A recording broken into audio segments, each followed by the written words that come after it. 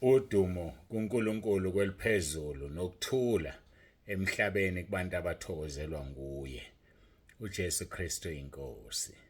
Hayi-ke siyambonga uNkulunkulu, siyamtusa kakhulu ukuba sikwazi ukuphinde sihlangane futhi namhlanje simbonga kakhulu. Izolo-ke nithole inkonzo ye-memorial service. Bengisesikoleni esesiwumakhelwane. Bayazi-ke asebe bafika eRichards Bay entabeni. Nasibona lesi sikole esi-opposite nendlu yokukhonza. Bengikade ngilapho-ke kunengane egulile siyahamba emhlabeni. Bangibiza-ke bese ngikade ngagcina Nkosi yami, bese ngikade ngagcina kodwa-ke bakhala bathi hawu asisakwazi ngoba bebe njalo uma kuvulwa isikole kufanele ngiyobenzela umkhuleko noma inkonzo mase sizovalwa futhi sekuzobhalwa ngenze okufanayo. Ngiyambonga-ke nokho uNkulunkulu ukuthi bekhona beseduze nami bakwazi ukurecognize ivangeli engiliphethe, bakwazi ukulibona ngoba washo uJesu wathi hayi umprofeti akabe umprofeti endaweni yakubo. Hayi kunjalo futhi kuyiqiniso lokho.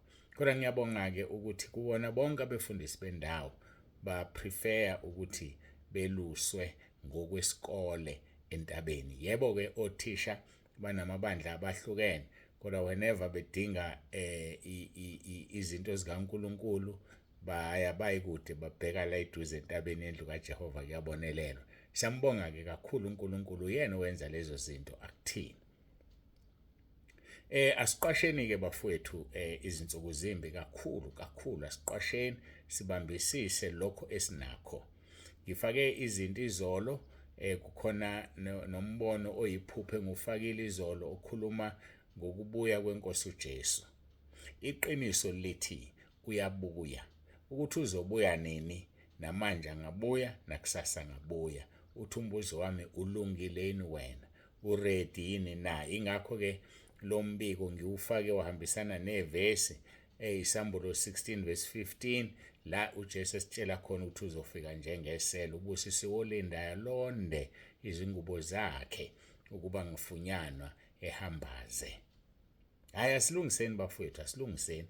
Whether ubuya manje noma ubuya kusasa noma ubuya ngoSeptember noma ubuya ngonyaka ozayo noma ubuya nini, but the fact is uyabuya.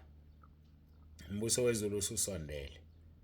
Angithi phela into edala ukuthi ufuna sihlale silungile ngoba uma engakalilanda ibandla usangangilanda ngedwa, usangakulanda wedwa njengoba abantu befa nje. Ngempela akekho waziyo. So asihlaleni si-ready.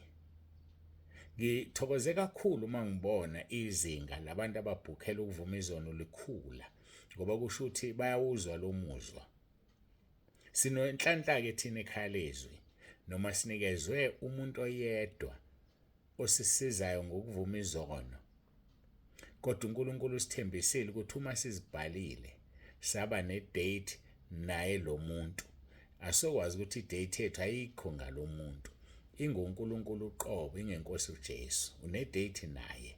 So uma uzibhale kahle uyazibona, usithembisile into azoyifeza ukuthi uma esithatha lungakafika usuku sibhale kahle asangagodla lutho siyongena ezulwini yosenzela umusa ngoba uyabona ukhona phakathi kwethu. Siyambonga-ke ngalokho uNkulunkulu wethu. Uvika ukuthi abantu bahambe bayohlambuluka noma yikuphi bayovuma noma yazi into kusuka umuntu ayogeza ngamanzi angcolile uzobuye njani lo muntu? Uzobuye njani ogeza ngamanzi angcolile? So-ke uyabona yena uyazi kanti ukhona umbono okwafika 2020 noma 2021 ngeshwa nje ukuthi angikwazi ukusheshe ngiwuthole la omunye umntwana kaNkulunkulu waboniswa abantu bengena begeza emfuleni baphume bengcole kakhulu. Kuthe kusuka lapho kwase kubeka ubaba uNsibande eceleni bageza ngamanzi aclean baphuma beclean. Lase liyakhuluma izwi lathi abageza la kuphela abageza bese bebangcwele. Hayi-ke ngikusho ngokuthobeka lokho ayingokuphakama. Siyababona-ke beshibashikeka beyalapha nalaphaya behlula ukulinda bevuma izono la bethanda khona ngeke ngisho lutho mina ngoba mangikhuluma kuzothiwa ngifuna izindaba zabantu ngifuna abantu hamba uyovuma la uNkulunkulu ekuholela khona hamba nje lapho mina ngeke ngisho lutho angithi inje lento yalibona i-toilet nanka ama-toilet maningi nasentabeni sinawo maningi uyakolithandayo nginama ufika uthi ngqu kwelinye ulingcolile leli toilet ngikhuluma ngo-toilet omphakathi busiyashintsha uthi ngibheke leli ayinaleli ngcolile ubheke awunanto clean ngizosebenzisa lona nala-ke ekukholweni kunjalo nje hambe uvuma izono zakho etoilet eli-clean toilet elingeze ufike uthi uma uthuthu uthi hey ungangingcolisi wena njengosibanibani obela kukuthini lokho kukumemeza izono zabantu kukushumayela ngazo yakuleli toilet eliyi-toilet elamukela noma yini ozoyishiya khona kungena omunye lingasho ukuthi usibanibani kadela kuwukuthi cha asikwenzi lokho so kufuneka wazi mawuze kuba uNsibande ufana nokuthi uze etoilet uzozikhulula uzolahla ukungcola ngeke atshele umuntu ngoba wangitshela uJesu wathi uma wakhuluma ngezono zomuntu hayi angiphinde futhi uma wakhuluma izono zomuntu esosona sosithwala athethelele umnikazi waso angifuni nami ukuthwala izono zenu lutho ngoba ngihluleka ukuthula hayi ngiyathula mina anginayo inkinga ngoba angifuni ukuthwala izono zenu hayi-ke kukuwena zikhethele ukuthi ufuna uyakubani hayi umazikhethele mazikhethele kufana nalento yokuzila ukudla umkhosi esingene kuwona umazikhethele webafowethu ungena emkhosini mawuthanda mawungathanda uyeke kuphakathi kwakho noNkulunkulu wakho khona kabangezwanga baqale late iqiniso lithi abahambisani nathi ngifuna icacele anihambisani nathi neniqale late uzibambele wakho umkhosi noNkulunkulu wakho awuhambisani nathi ngiliyanisa i-Comrades Marathon i-Comrades Marathon bayayazi abaningi kujinywa kusuka eThekwini kuyiwe eMaritzburg noma ngonyaka olandelayo kusuka eMaritzburg kuyiwe eThekwini abantu abajoyina endleleni bayadisqualifywa abawini so ngabe amagama-ke uma wena uqale namhlanje noma uqala izolo umkhosi wakho vele nje ungayitsheni ukuthi uhamba nathi owakho noNkulunkulu wakho ukhona ezokuzwela uNkulunkulu akusize akunike leyo nto ikhulekela kodwa musuthi uhambisana nathi ngoba awuqalanga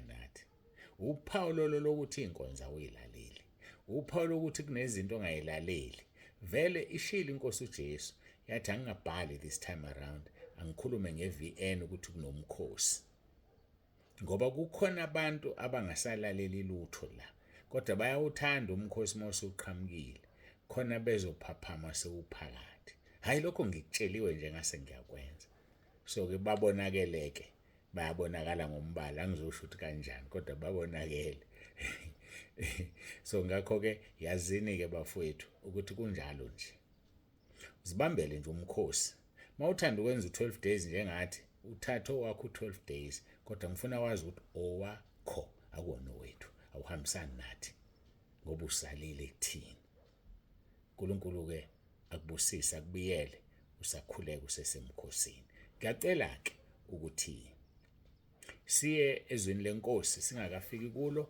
angiguqe ngikhuleke isikhathi sesibalekile Baba olungileyo, Baba ongcwele, uNkulunkulu onomusa, ngiyathandaza ngicela ukuthi ube kanye nathi kule nkonzo, khuluma Nkosi uzambule. Siyezwa ukuthi usumile eminyango, usungavela noma yinini, uthatha abangabakho. Siyakubonga lokho kakhulu, siyakuthokozela, siyakulangazelela Nkosi ukuye ekhaya ezulwini. Siyalangazela, ngiyazi ukuthi uSathane uyaqhamuka azozama ukuphazamisa umuntu, athi nawe ucabanga ukuthi uzohlwithwa kunje. Siyabonga thina Nkosi ngoba usithembisile, sibamba izethembiso zakho, sibamba ukusho kwakho. Busisa lona loyo Nkosi, azihlanze azingcwelise ukuze angasali njengoba ibandla selizohlwithwa. Udumo lonke silinikeza wena isikhathi zingakabikho namanje, uJesu Kristu inkosi. Amen.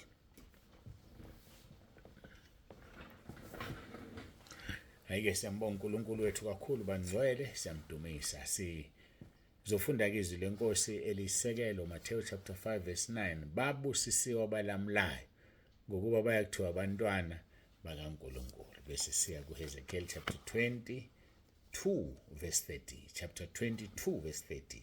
Ngafuna kuba umuntu wokubiya uthango emesikhaleni ngaphambi kwami ngenxa yezwe kuba ngalichithi kepha ngimtholanga.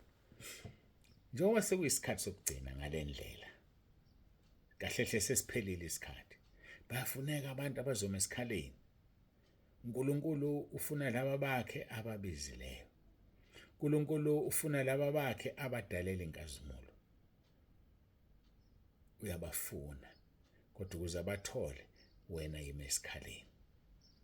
Yima esikhaleni mntaka baba. Ake sibabheke lapha ku-Isaya, laba ababizile. Ake sibabheke la ku-Isaya. Sobathola ku-43, chapter 43, uverse 6 noverse 7. Bakhona laba abizile. Siqala kuverse 6. Lithi izwi lenkosi, ngiyakusho kuyinyakatho ngithi balethe, nakuyiningizimu ungabagodli. Lethana amadodana amakude namadodakazi ami ukuba aphume emikhawulweni yomhlaba. Sifikile isikhathi la uNkulunkulu edimanda umhlaba, inyakatho, iningizimu, intshonalanga nempumalanga, baletha amadodana namadodakazi akhe. Uyawafuna ngoba isikhathi sesifikile. Athi verse 7, onke abizwe ngegama lami nengiwadalela inkazimulo yami engiwabumbelele nengiwenzile. Sibunjiwe bafowethu, wasidala uNkulunkulu, wasidalela inkazimulo yakhe. Abanye balaba bantu basematshwaleni, abanye balaba bantu badla izono, abanye balaba bantu badayisa ngomzimba, abanye balaba bantu benza izinto ezingamahlazo. Kodwa sesifikile isikhathi, uyabadimanda uNkulunkulu, uyabafuna. Wherever they are, uyabafuna. Kodwa manje ukuze abathole uthembe wena, uzoma nini esikhaleni? Awungixoxele. Uzoma nini esikhaleni? uNkulunkulu wafuna umuntu kubo wokubiya kuba ame esikhaleni ukuze angalichithi izwe. Hawu bafowethu, ngiyacela ngikuKristu, nginxusela uNkulunkulu. Answer the call. Phendula ubizo lwakho. Isikhathi asisekho, sincane kakhulu, kodwa ngeke kufane. Khona umnyakazo ozowenza ngobukhona bakho kunoma ungenzi lutho bese uphonswa esihokweni. Ufuna amadodana namadodakazi akhe kulezi ndawo lezi. Uthi kuyiningizimu ungabagodli, baletheni baphume emikhawulweni womhlaba. Bonke engibadalela inkazimulo yami nengibabumbile nengibenzile.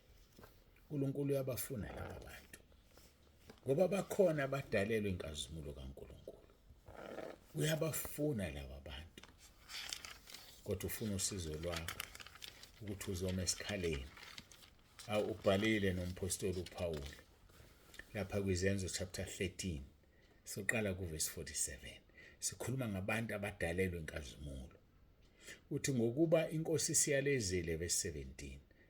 Isiyalezile kanjalo ukuthi ngikubekile ube ngokukhanya kwabezizwe, ube insindiso kuze kube semkhawulweni womhlaba. Bafowethu, sibekiwe ukuba sibe ukukhanya kwabezizwe. uNkulunkulu usibekile, uNkulunkulu sethembile.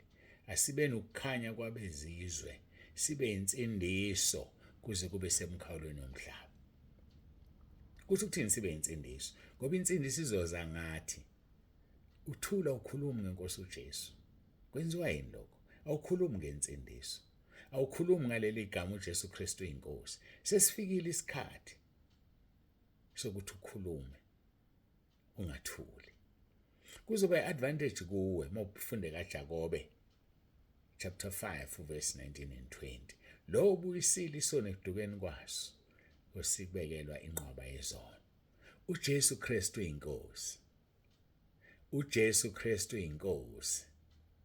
uJesu Kristu inkosi. Siyambonga uNkulunkulu wethu kakhulu. Kuthiwa-ke ngikubekile ube ukukhanya kwabezizwe, ube insindiso kuze kube semkhawulweni womhlaba. Lalela uverse 48. Kwathi abezizwe bekuzwa lokho bathokoza, balidumisa izwi lenkosi, bakholwa bonke ababemiselwe ukuphila okuphakade. Ngoba khona abazolizwa izwi lenkosi bajabule, bathokoze, kodwa uma bengamiselwe ukuphila okuphakade ngeke bangene ekuphileni okuphakade. Kodwa ngifuna ukukutshela wena, ngiqinisekise ukuthi wena ongilalele njengamanje, wena uyakwazi umoya ongcwele, wena olalele njengamanje udalelwe ukumiselwe ukuphila okuphakade. Abangamiselwe wenze sure ukuthi abayizwa lenkonzo, wenze sure izobageja njengoba nithanda nje nokufaka ama-timer ama-default, izocisha ungayilalelile ngoba vele wena ukhethiwe. Wena osizwile ngiyakutshela, ngiyaqinisekisa ukhethiwe.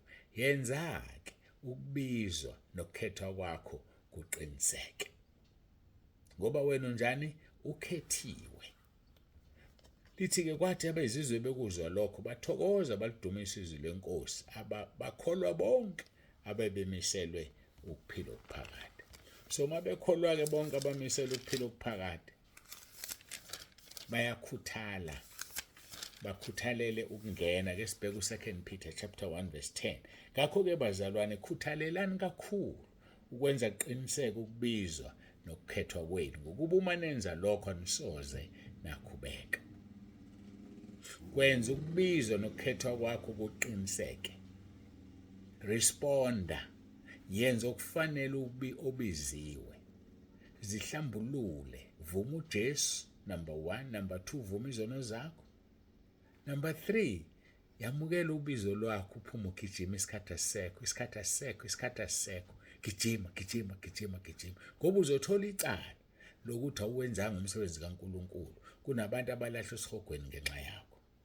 Ngakho-ke, khuthalelani kakhulu ukwenza qiniseke ukubizwa nokukhethwa kwenu, ngokuba uma nenza lokho anisoze nakhubeka. Verse 11, ngokuba ngokwenze njalo niyakuphiwa ngokwengcebo ukungena embusweni waphakade wenkosi yethu nomsindisi uJesu Kristu. Niyophiwa ngokwengcebo ukungena embusweni. Kusho ukuthi khona bazongena bengenangcebo, khona bazongena bakuphiwe njengengcebo. Yibaphi labo? Angithi sengikusho kaningi, khona laba abaphenduka ngomzuzu wokugcina bazothola ingubo ezimhlophe kuphela, abawusebenzelanga umbuso. Bese bakhona kade bawuqala bewufukuzela. Bese ngesho khona kade baqala balimala ngomzuzu wokugcina, bawa bayosha esihogweni. So-ke ake sikhuthalele ukwenza uqiniseke ukubizwa nokukhethwa kwethu, ngokuba uma senza lokho asisoze sakhubeka. Ngokuba ngokwenza njalo siyophiwa ngokwengcebo ukungena embusweni waphakade wenkosi yethu nomsindisi uJesu Kristu. Ngakho-ke dlala indima yakho, yenza umsebenzi, play your part emsebenzini kaNkulunkulu. Senza imisebenzi engafani. Omunye ubekelwe lokhu, omunye ubekelwe lokhu, kodwa senza umsebenzi ongafani. Yenza-ke lokho okubekelweyo ngoba uNkulunkulu uyakufuna. Siyambonga-ke uNkulunkulu wethu kakhulu, siyamdumisa. Sesidine sikhuluma kakhulu ngabangadalelwe. Ngifuna ukuvula abaseThesalonika. AbaseThesalonika basitshela ukuthi ukukholwa akusikhona kwabantu bonke. Yazi ukuthi akusikhona kwabantu bonke bafowethu. Ukukholwa nje akusikhona kwabantu bonke. So uma ngesikhonako kwabantu bonke, abaseThesalonika besibili uchapter 3 uverse 2 uthi nokuba sikhululwe kubantu abadukileyo nababi, ngokuba ukukholwa akusikho okwabantu bonke. Ukukholwa akusikhona kwabantu bonke. Kodwa wena ongilalele manje, ngiyakutshela ukukholwa kwakho kubamba ugijime nakho, kubamba ungakuyeki. Ziphelile izinsuku, siphelile isikhathi. Jesu uyabuya manje. uJesu Kristu inkosi. uJesu Kristu inkosi. uJesu Kristu inkosi. Masithandaze. Baba ongcwele, Baba olungileyo, uNkulunkulu wethu nomusa, siyathoba phambi kobuso bakho, siyabonga indlela osithande ngayo, usambulela izimangaliso nezinto nezikhathi. Siyabona Nkosi ukuthi isikhathi sine ewashini lakho. Si ready nathi manje. Ongekho ready uzoba ready naye ngoba sizwile ukuthi kufanele abe ready. Thina esiready Nkosi, siready size usibiyele singaphazanyiswa lutho, singawi, ngasondela usathane, sembathise inkazimulo yakho ukuze sihlale siready ukuthi uma ufika lolo suku Nkosi usifice silungile. Busisa ke kube yilona loyo lalele manje. Mbusise Nkosi alizwi izalenze. Siyabonga udumo lonke silinikeza wena. uJesu Kristu inkosi. uJesu Kristu inkosi. uJesu Kristu inkosi. Amen.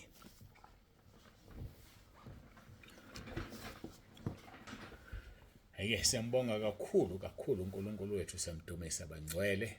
uNkulunkulu akakubusise lapho khona, kubiyela kugcine. Bambe ngesandla ukholo lwakho uzungene ngalo ekhaya ezulwini. uJesu Kristu inkosi. Uyilalelile inkonzo yayizolo? Wayizwa le ndaba yokuthi umuntu uma efa kwenzakalani? Bengayiqali, angase ngisho kangaki. Kuzokusiza ukuthi uma uqala ngale ukuzwa, ngena nje ku-YouTube. Uma kuthi usibuka ku-YouTube, ubhala u-Apostle Dr. Estienne Sibande, bese ubhala idate yayizolo, u-27. Uzoyithola le nkonzo. Ngiyakholwa ubaba uJalo sesifakele yona ngoba bavumanga ukuthi ngenze ivideo. Bathe mhlamba abazali abazophatheka kahle, so siyifake ke nesithombe nje ukuze kukhulunywe kuphela, kune-voice, akekho ukhuluma umbone, kodwa ke basifakele isithombe sami. Ngiyakholwa, bengicela ubaba uJalo thangenzele ngoba uyena ongenzela lezo zinto ngetechnology yakhe. Mhlamba ngidlulela bonke abe-IT sebengithintile, angazi uma sebepheleleni, kodwa bangithintile.